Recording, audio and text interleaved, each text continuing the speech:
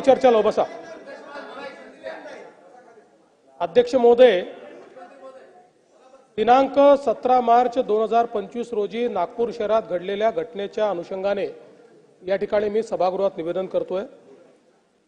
काल दिनांक 17 मार्च 2025 रोजी सकाळी 11:30 वाजता नागपुरातील महाल परिसरात विश्व हिंदू परिषद व बजरंग दलाच्या कार्यकर्त्यांनी औरंगजेबाची कबर हटाव असे नारे देत आंदोलन केले।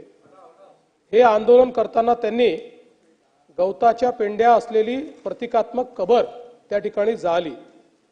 यानंतर गणेशपेठ पोलिसांनी आंदोलकांवर अपराध क्रमांक 114/2025 नुसार भारतीय न्याय संहिता 299 37(1) व 3 सह 135 महाराष्ट्र पोलीस कायदा अन्वये गुन्हा दाखल केला। दुपारी 3:09 हा गुन्हा दाखल झाला। यानंतर सायंकाळी एक अफवा अशी पसरवली गेली की सकाळच्या आंदोलनात जी प्रतिकात्मक कबर जाळली त्याच्या कापडावर धार्मिक मजकूर होता। अत्तरोळ मधील नमाज आटोपून 200 ते 250 चा जमाव हा त्या ठिकाणी तयार झाला आणि नारे देऊ लागला। याच लोकांनी आग लावून टाकू असे हिंसक बोलणे प्रारंभ केल्याने पोलिसांनी त्या ठिकाणी बळाचा वापर केला।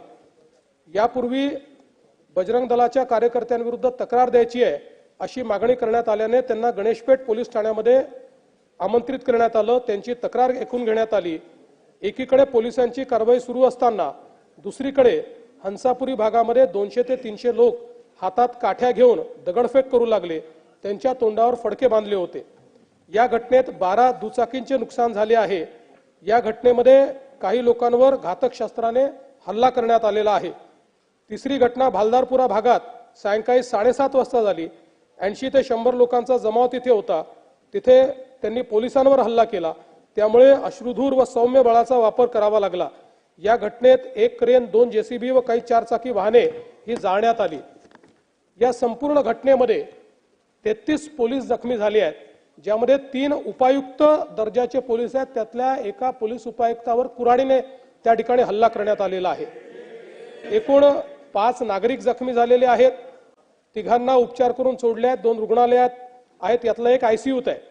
एकूण 3 गुन्हे गणेशपेठ पोलीस ठाण्यात दाखल झाले आहेत। तहसील पोलीस ठाण्यात 2 गुन्हे दाखल करण्याची प्रक्रिया सुरू आहे। असे एकूण 5 गुन्हे आहेत।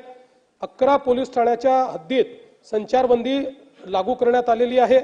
एंट्री पॉइंटवर नाकाबंदी या तहसील कोतवाली, गणेशपेठ, पाचपावली, लकडगंज, शांतीनगर, सक्करदरा, नंदनवन, इमामवाडा, यशोधरा नगर, कपिल नगर या ठाण्यांचा समावेश आहे। SRPFच्या 5 तुकड्या या ठिकाणी तैनात करण्यात आलेल्या आहेत।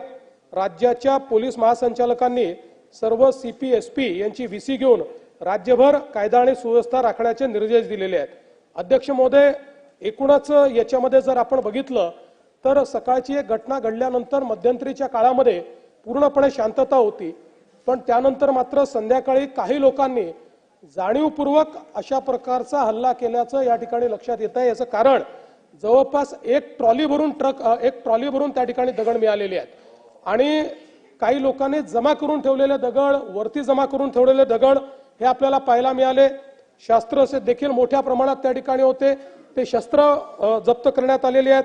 वाहनांची जाळपोळ त्या ठिकाणी झालेली आहे आणि ठरवून काही ठराविक घरांना, काही ठराविक आस्थापनांना त्या ठिकाणी लक्ष करण्यात आलेलं आहे। 3 DCP लेवलचे लोक या ठिकाणी जखमी झालेले आहेत आणि जसं मी सांगितलं की यातल्या एका DCPवर तर थेट कुऱ्हाडीने वार हा त्या ठिकाणी करण्यात आलेला आहे। त्यामुळे निश्चितपणे याच्यामध्ये काही ना काही एक प्रकारे काही लोकांचा सुनियोजित पॅटर्न हा देखील त्या ठिकाणी दिसतो आहे। अशा लोकांना त्या ठिकाणी त्यांच्यावर कारवाई ही केलीच जाईल।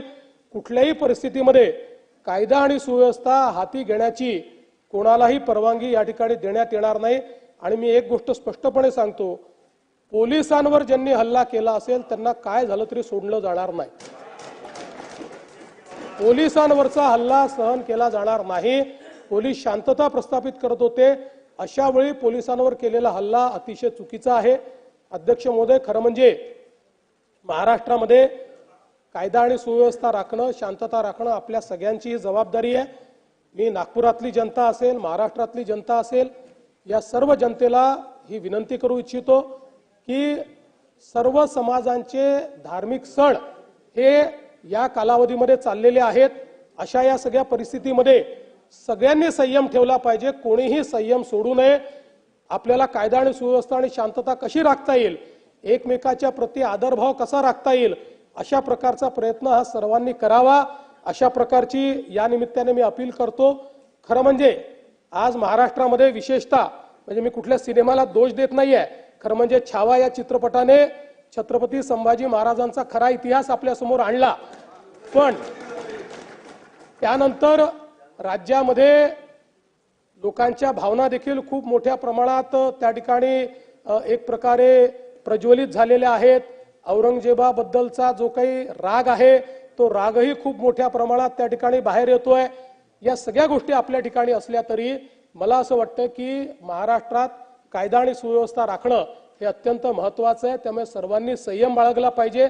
महाराष्ट्र एक प्रगतिशील राज्य आहे, या राज्यामध्ये मोठ्या प्रमाणात इन्व्हेस्टमेंट येत आहे।